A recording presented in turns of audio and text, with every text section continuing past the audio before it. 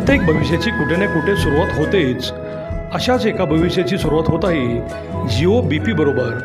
Jio BP घेऊन आले आहे हॅपी आवर सेविंग. सकाळी 10 ते सायंकाळी 5 वाजेपर्यंत जिओ BP देत आहे प्रति लिटर पेट्रोलवर तब्बल 3 रुपयांची सूट. चला तर मग आजच भेट द्या मन मंदिर पेट्रोलियम, कराड रोड, विटा.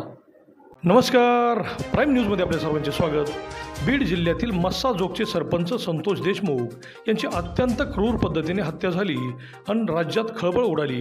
20 दिवस उलटले तरी अजून सर्व आरोपी सापडले नाहीत. यावरून त्या आरोपींची दहशत किती मोठी आहे हे लक्षात येते. पण संतोष देशमुख यांना न्याय मिळावा यासाठी सबंध राज्यातून त्यांना पाठिंबा मिळत असताना आळसनचे नागरिकही रस्त्यावर उतरले. आणि हे प्रकरण किती गंभीर आहे. गावच्या सरपंचांचा खून होत असेल तर कायद्याचा हिसका आरोपींना दाखवलाच पाहिजे, अन्यथा हे लोण सबंध राज्यभर पसरू शकते हे त्यांनी दाखवून दिले. पाहूयात काय म्हणाले ते. सरपंच हे अतिशय चांगल्या पद्धतीनं त्यांचं काम गेली 15 वर्ष त्या ठिकाणी ते सरपंच म्हणून काम करत आहेत. विशेष म्हणजे ही व्यक्ती त्या गावची नसून त्या गावचा तो भाचा आहे. आजोळी असताना संपूर्ण गाव त्यांना एकदा नव्हे तर 3 वेळा सरपंच करतं. म्हणजे निश्चितपणे त्या व्यक्तीमध्ये काय तर समाजासाठी राबवण्याची तयारी होती. असं असताना दुर्दैवानं त्यांना जे अगदी क्रूरतेनं मारलं आणि वेगवेगळ्या पद्धतीनं त्याच्या शरीरामध्ये 2 लिटर रक्त असं चाकळलेलं होतं. हे बघता बीड जिल्ह्याचा बिहार होतो का काय असं आता सर्व मीडियाच्या माध्यमातून समोर येत आहे. परंतु बीड जिल्ह्यातली सामान्य जनता अतिशय चांगली आहे. त्या आपल्या जिल्ह्यातल्या क्रांतिशील नाना पाटलांना त्या ठिकाणी त्या जिल्ह्यानं खासदार केलेलं होतं. परंतु राजकारण आणि गुन्हेगारीकरण त्याचं विलाप झाल्यामुळं त्या राज्यकर्त्यांच्या हस्तक्षेपामुळे पुढारी फोपावलेले आहेत. आणि वाल्मिक कराड नावाचा गुंड त्या ठिकाणी हा पुढाऱ्यांनी पोचलेला गुंड आहे आणि त्याच्याकडून 30 ते 32 मर्डर आत्तापर्यंत झालेले आहेत. अशा पद्धतीनं जर आपल्या महाराष्ट्रामध्ये जर होत असेल तर त्याचं लोन आपल्याकडं आणि आपल्या उंबऱ्यापात्र यायला फार वेळ लागणार नाही. तर माझी तुमच्या माध्यमातून एक विनंती आहे, सर्व महाराष्ट्रातील जनतेला माझी विनंती आहे की आपण प्रातिनिधिक स्वरूपात आत्ता आपण इशारा दिला, प्रत्येकाने जागृत झालं पाहिजे आणि राजकारणाचं गुन्हेगारीकरण थांबलं पाहिजे. आणि जोपर्यंत ह्या घटनेचा तपास होत नाही तोपर्यंत प्रामाणिकपणे धनंजय मुंडे यांनी आपला मंत्रिपदाचा राजीनामा देऊन त्यांनी सत्तेपासून बाजूला राहिलं पाहिजे. एक काळ असा होता, मुंबई ज्यावेळेला बॉम्बस्फोट झाला त्यावेळेला आराराबांच्या तोंडून एक वाक्य गेलं की इतके बडे शहरों में छोटे किस्से होते. तर त्याची नैतिक जबाबदारी स्वीकारून ते स्वतःहून राजीनामा देऊन आजनीला आले. आणि आता तुम्हाला सगळ्या महाराष्ट्रात मागणी होत्या की किमान तुम्ही तपास पूर्ण होईपर्यंत तरी स्वतःहून राजीनामा देऊन बाजूला व्हावा. आणि ह्या गोष्टीचा विचार सन्माननीय उपमुख्यमंत्री अजितदादा आणि देवेंद्र फडणवीस या दोघांनी निश्चितपणे करावा आणि तपास योग्य पद्धतीने करून न्यायालयीन चौकशी निपक्षपणे होऊन त्या सरपंचाच्या कुटुंबाला न्याय द्यावा अशी माफक इच्छा व्यक्त करतो. मी आसनगावच्या वतीनं सरपंच संतोष देशमुख, स्वर्गीय सरपंच संतोष देशमुख यांना भावपूर्ण आदरांजली वाहतो. त्याचबरोबर या देशाचे माजी अर्थतज्ञ व माजी पंतप्रधान मनमोहन सिंग यांना भावपूर्ण आदरांजली वाहतो. गेल्या 10-15 दिवसापूर्वी एक महाराष्ट्र हादरवून सोडणारी बातमी बाहेर आली. आपल्या बीड जिल्ह्यामध्ये मस्साजोग नावाचं एक गाव आहे. त्या गावामध्ये पवनचक्कीचं काम चालू होतं. पवनचक्कीच्या कंपनीला काही गुंड खंडणी मागायसाठी तिथे गेले. तिथे गेल्यानंतर तिथल्या रखवालदारानं कंपनीच्या गेटच्या आत जायला त्यांना विरोध केला आणि त्या रखवालदाराला मारहाण केली. रखवालदारानं त्या गावचे सरपंच संतोष देशमुख यांना फोन केला.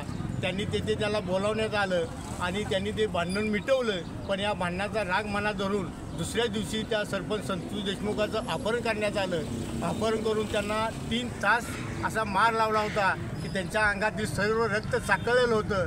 त्यांचं डोळं लायटरनं जाळलेलं होतं. त्यांचं गुप्त अंग कापलेलं होतं. इतकी निर्घृण हत्या त्या गुंडांनी त्या संतोष देशमुखच केली. वास्तविक संतोष देशमुख हा गेली सलग 15 वर्षे त्या गावचा सरपंच होता. अतिशय चांगला प्रामाणिक माणूस म्हणून त्या भागात त्याची ख्याती होती.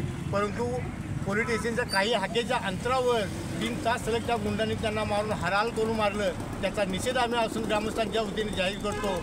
आणि या गुंडांना जे काही सापडले, जे अजून कोण सापडले नाहीत, त्या सर्वांना पकडून फास्ट ट्रॅकमध्ये त्यांचा खटला चालवून लवकरात लवकर त्यांना फाशी द्यावी अशी मी शासनाला नम्र विनंती करतो. शाहू आंबेडकर फुले या परंपरेच्या महाराष्ट्रामध्ये त्या हत्या होणं म्हणजे अत्यंत निंदनीय बाब आहे.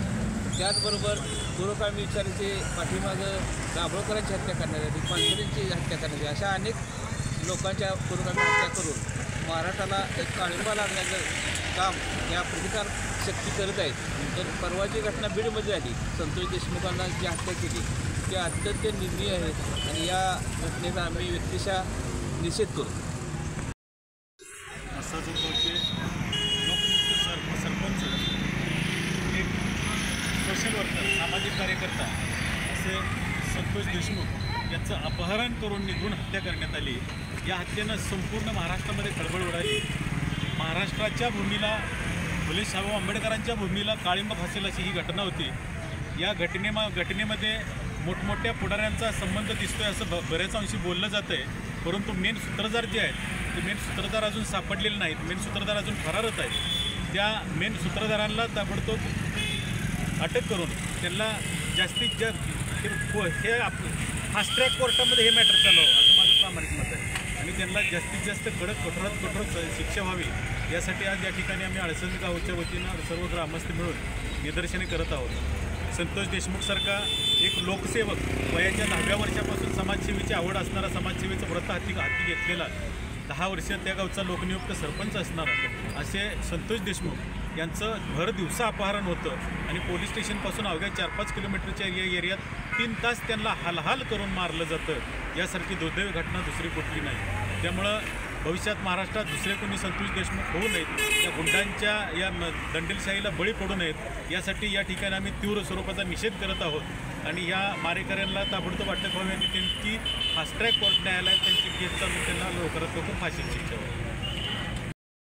अळसंग ग्रामस्थांच्या वतीने जे बीड जिल्ह्यातील भुसरी गावचे सरपंच संतोष देशमुख यांची जी निर्घुणपणे हत्या करण्यात आली, या हत्या करण्यात आलेल्या सर्व आरोपींना या ठिकाणी प्रशासनाने, पोलीस प्रशासनाने तात्काळ अटक करावी व ज्या पद्धतीनं हे दहशतीचं वातावरण त्या गुंडांच्या मार्फत जे नेत्यांनी पसरवलेलं आहे आणि अशा पद्धतीचे जे चांगल्या पद्धतीचे व्यक्तिमत्व असणारे संतोष देशमुख गेले 15 वर्ष ते सरपंच या पदावर काम करत असताना अतिशय स्वच्छ चारित्र्याच्या माणसाला जर अशा प्रकारची जर वागणूक देऊन अशा प्रकारच्या माणसाची जर हत्या होत असेल तर खऱ्या अर्थानं आज विचार करण्यासारखी गोष्ट आहे. सर्वसामान्य माणसानं जगायचं कशा पद्धतीनं हा फार मोठा प्रश्न आपला सर्वांच्या समोर आहे. माझे अळसंग ग्रामस्थांच्या वतीनं सर्व तिथल्या प्रशासनाला माझी एक कळकळीची विनंती आहे, आपण या घटनेचा